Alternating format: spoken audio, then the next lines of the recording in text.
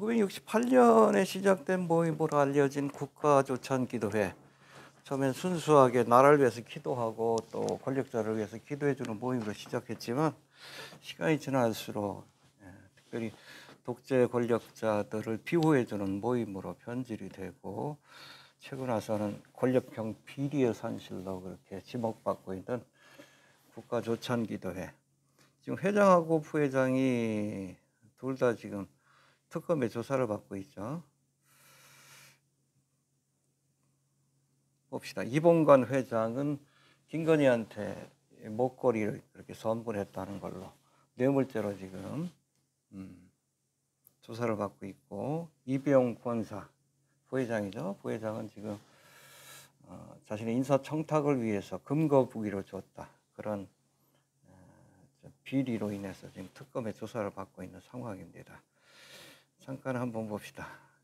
아무튼 이 국가조찬기도회가 무슨 의미가 있는가, 이걸 폐지해야 된다, 뭐 이런 목소리가 지금 교회안에서도 높아지고 있습니다. 잠깐 보고 넘어갑시다. 기도회 이봉관 회장과 이배용 부회장이 각각 뇌물 혐의와 매각매직 혐의로 특검 수사를 받고 있는 가운데 권력형 비리에 연루된 국가조찬기도회를 폐지해야 한다는 목소리가 큽니다. 일각에선 한국교회 유산이기도 한 기도회를 환골 탈퇴시켜 분립시키자는 의견도 있는데요. 한국기독교언론포럼이 종교유착 논란을 일으키고 있는 국가조찬기도회를 어떻게 할 것인가를 주제로 정기포럼을 가졌습니다. 여기까지 온 그 사태, 여기까지 온 게 참 불행이죠. 한국교회가 이번에 좀 권력과 손을 끊고 선자적 사명을 회복하지 않으면 제가 보기에는 국가조찬기도회뿐 아니라 한국교회 전체가 폐지될 수도 있다는 위기감을 우리가 가져야 합니다. 최근에 어제 나온 뉴스죠. 이병 원사가 국가조찬기도회 부회장입니다. 이 양반이 절에 가가지고선 김건희와 함께 불상 앞에 절하는 모습이 공개가 됐어요. 여러분, 10계명의 1계명, 2계명이 뭡니까? 나 외에 다른 신은 없다. 1계명이죠.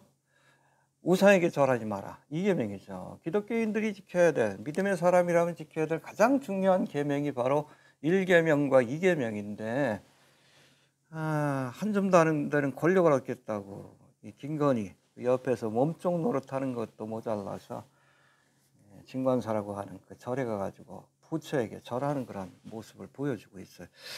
이거 어떻게 봐야 될지 모르겠습니다. 잠깐 한번 뉴스 봅시다. 달인 출발! 치킨 탑! 피자! 소위 금거북이 매관매직 의혹의 핵심인 이배용 전 국가교육위원장이 김건희 씨와 절에서 만나 함께 만세를 하는 듯한 사진이 공개됐습니다. 이후 금거북이가 오갔고 친일 인사 옹호 논란 등에도 불구하고 이 전 위원장은 원하던 자리를 얻었다는 게 특검 판단입니다. 김지성 기자의 보도입니다.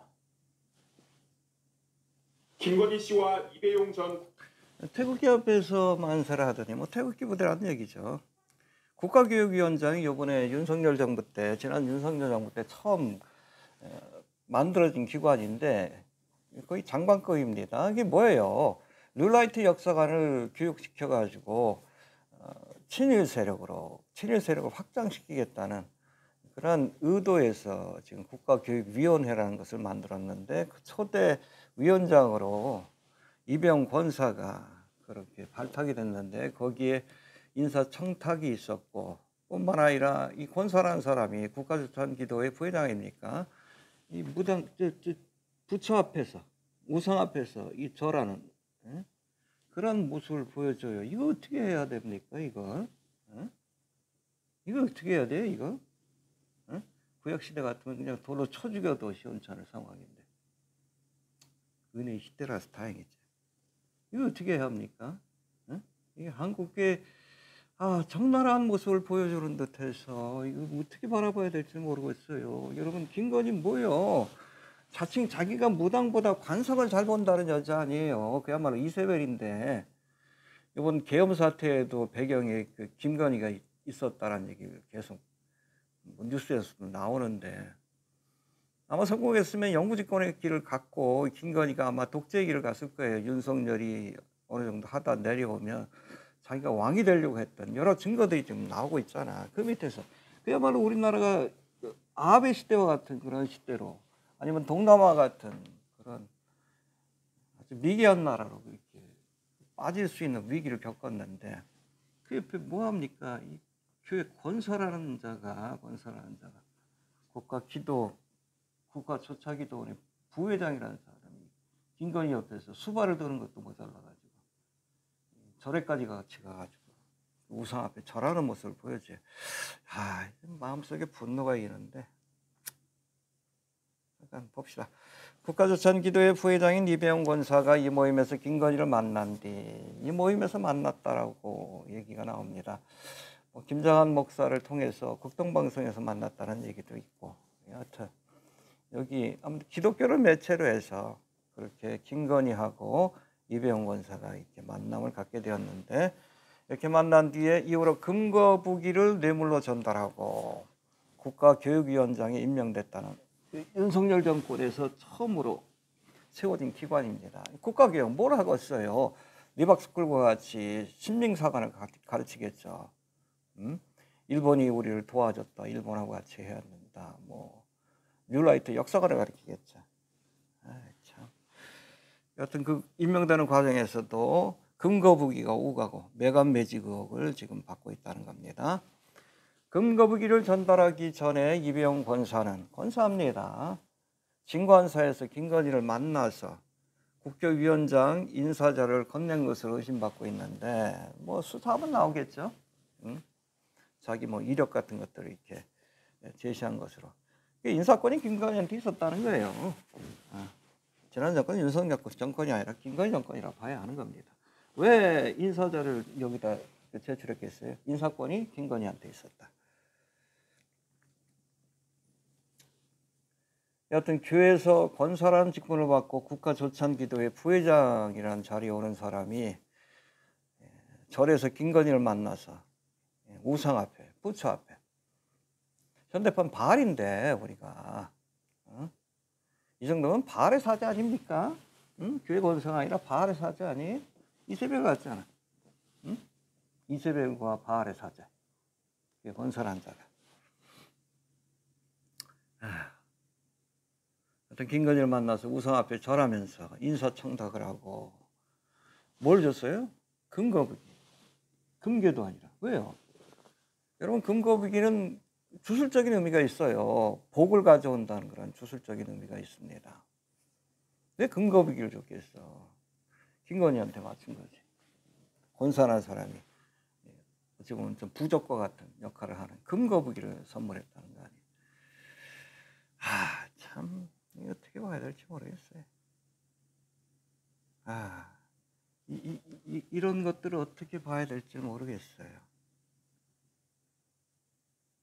참 답답하네요. 응?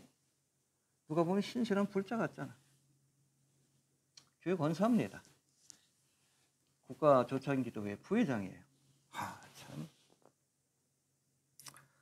한 줌밖에 안 되는 권력을 얻기 위해 내가 보기엔 죄송한 얘기지만 이 양반 살 날도 얼마 안 남은 것 같은데 하나님 앞에 가야 되는데 이거 어떻게 하려고 그래 이거. 천국 가겠어요? 지옥 갈 것 같은데 하나님은 공개적으로 못 얻겠어요. 그 자리에서.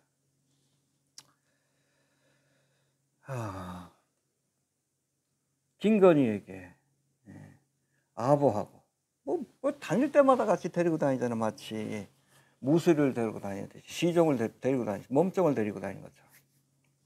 그것도 모자라서 권사여 국가조찬기도회 부회장이 우상숭배를 꺼리낌 없이 하는 그런 모습을 보여주고 있어요. 마음속에 분노가 일어요. 비너스의 분노가 일어납니다. 참.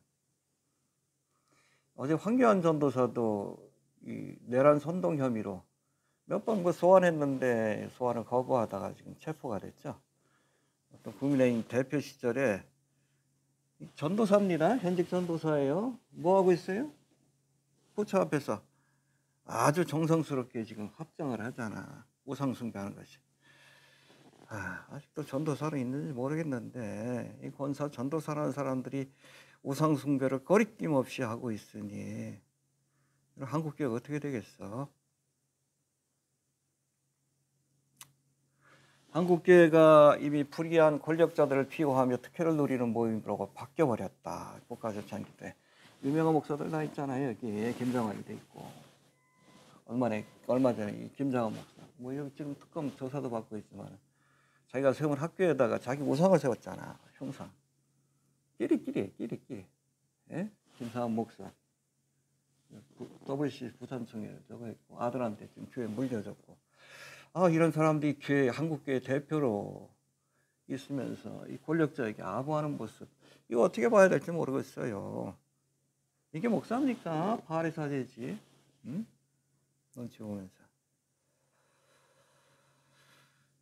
자, 민수기 25장의 말씀입니다. 이스라엘이 시딤에 머물러 있더니 그 백성이 모압 여자들과 음행하기를 시작하니라. 모압 여자들과. 발람이 알려준 그런 계책이죠. 이 모압 여자들과 음행하고 우상을 숭배하게 하면 내가 저주하지 않아도 스스로 저주를 받고 하나님의 심판을 받을 것이다. 발람이 가르쳐준 술책입니다. 자, 그 여자들이 그 신들에게 제사할 때에 백성을 청하며 백성이 먹고 그들의 신들에게 절함으로, 그렇죠? 이 모압 여자와 음행을 했던 이 이스라엘 남자들이 결국에는 이 모압 여자들과 함께 우상을 숭배하는 일에도 육적인 음행뿐 아니라 영적인 음행에도 가담을 하는 거예요. 그래서 이스라엘이 바알볼에게 부속된지라 바알을 섬기는 자로 이렇게 타락했다는 뜻입니다. 여호와께서 이스라엘에게 진노하시니라. 진노할 수밖에 없죠. 하나님을 섬기라고. 또 나 외에 다른 신을 섬기지 말라라고 말씀하셨는데 하나님 앞에서 우상 숭배를 하는 모습을 보여주니까. 여호와께서 모세에게 이르시되 백성의 두령들을 잡아 태양을 향하여 여호와 앞에 목매어 달라. 그리하면 여호와의 진노가 이스라엘에게서 떠나리라. 그래서 백성의 두령들, 지도자의 역할이 중요한 거예요. 그냥 놔뒀다는 것, 또 일에 앞장섰다는 것, 하나님의 심판을 받을 수밖에 없는 거예요. 모세가 이스라엘 사사들에게 이르되 너희는 각기 관할하는 자 중에 바알볼에 부속된 사람들을 죽이라 하니라. 죽여버리라 라고 말씀합니다. 가차 없어요. 하나님의 백성이 우상을 섬기면 하나님이 죽이라고 말씀하십니다. 구약의 법대로라면 이 땅에 여러분 살아남을 기독교인들이 얼마나 되겠어요. 이스라엘 자손의 온 회중이 회막문에서 울 때에 이스라엘 자손 한 사람이 모세와 온 회중의 목전에 미디안의 한 여인을 데리고 그 형제에게 온지라. 그렇죠? 이 죄를 회개하기 위해서 회막문에서 그렇게 통곡하며 회개하고 있는데 이 철없는 것이 미디안 여자를 데리고 와서 이 장막에서 음행을 저지릅니다. 그러니까 이 모습을 본 제사장 아론의 손자 엘르아살의 아들 비느하스 분노를 느낀 거예요. 보고 회중 가운데서 일어나 손에 창을 들고 그 이스라엘 남자를 따라 그의 회막에 들어가서 장막에 들어가서 이스라엘 남자 그 여인의 배를 꿰뚫어서 두 사람을 죽이니. 이걸 하나님이 기뻐하셨다는 거예요. 그래서 비나스의 가문을 축복하십니다. 하나님의 진노로 이 두 남녀를 처단했기 때문에, 음행을 저지른 이 두 남녀를 처단했기 때문에 하나님이 비나스의 가문을 축복하시고 이로 인해서 이스라엘 자손에 내렸던 하나님의 진노, 연병이 그쳤더라라고 말씀하고 있습니다. 지금 우리에게 필요한 것은 비누아스와 같은 거룩한 분노를 느끼는 우리 그리스도인들이 많이 일어나서 이런 자들, 권력과 아부하고 우상숭배를 거리낌 없이 하는 이런 자들을 척결한 일에 앞장을 서지 않으면 하나님의 진노가 사그라지지 않을 거예요. 일어나야 합니다. 한국교회가 변화되지 않으면 이제 하나님의 진노와 심판을 피할 수 없을 거예요.